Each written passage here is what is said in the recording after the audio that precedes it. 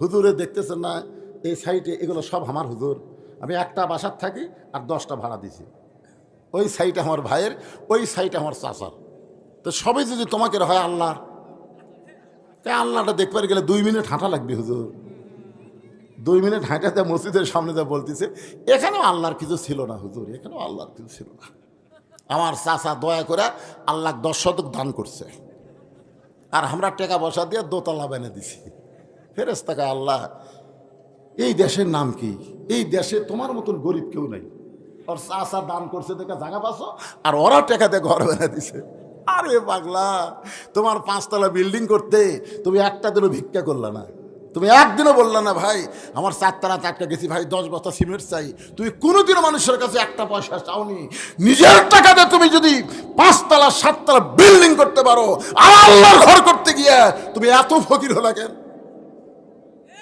তোমার কাছে যখন যা বলতেছে ভাই মসজিদে 10 বস্তা সিমেন্ট লাগবে ভাই যান, 10টা বস্তা সিমেন্ট লাগবে, তখন আপনি বলতেছেন ভাই বাড়ি করতে গিয়ে হাত টান পড়ে গেছে, বাসা করতে গিয়ে হাত টান পড়ছে ভাই, আমি দিবার পারতেছি না।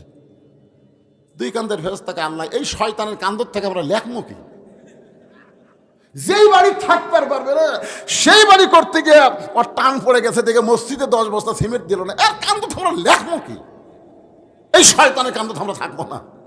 আল্লাহকে থাক থাক থাক, এই মুসলমান হবি না মুনাফিক হয়ে মরবি, মরার সময় তোরা সাক্ষী নিয়ে আমার কাছে আসবি।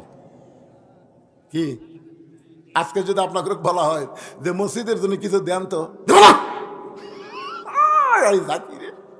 দান বাক্স যেই মুখের সামনে গেছে ওর পকেটের দিকে খেয়াল করে দেখছে 500 টাকা আছে, 200 টাকা আছে, 100 টাকা আছে, 10 টাকা নাই।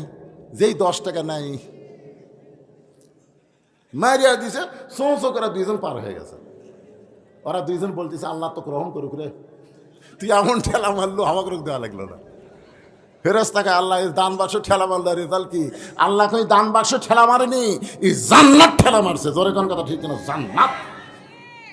কি মনে করতেছেন মসজিদে আপনি দান করবেন, আল্লাহ আপনার টাকা নিয়ে আপনাকেই দিবে, আপনার নামে জান্নাতে একটা কামরা বানায় দিবে। জোরে কোন সুবহানাল্লাহ। আর টাকা চালি আছে ওয়াজ।